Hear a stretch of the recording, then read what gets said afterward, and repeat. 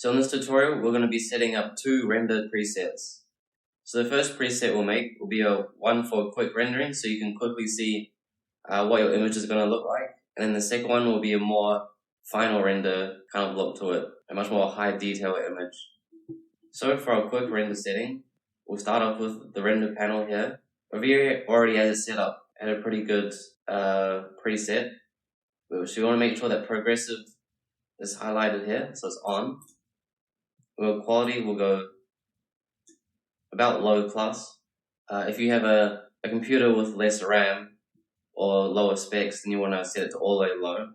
And then for camera here, the exposure value of 10 is already pretty good. It's the default setting.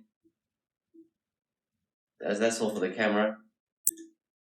And then render output, 800 by 450 is pretty good. Maybe we can set it down. Anywhere between 600 and 800 should be alright.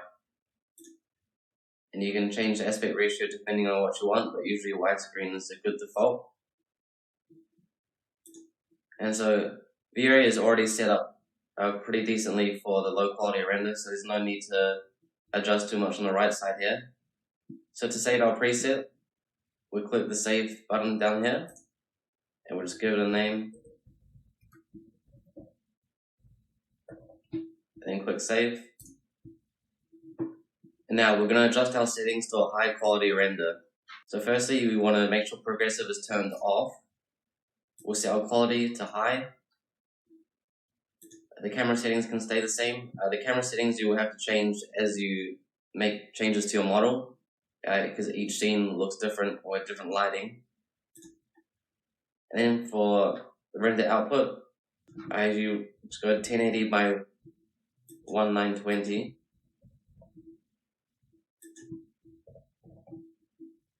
Yeah, 1920 by 1080. That's the size of your screen. You can increase the size depending if you have a 4K monitor or if you want to go bigger. But that's all up to you. We'll also go over that in the later tutorials. And then denoiser here on the right. You want to activate it. There's no need to change much. And then, so this will be your settings for your high quality renders. So you click save render again. We'll save render settings again. And we'll name it final render. And click save. So now if you want to load your settings for the quick render, you just click open here. And you can open those render settings and it will load it to how we had it before.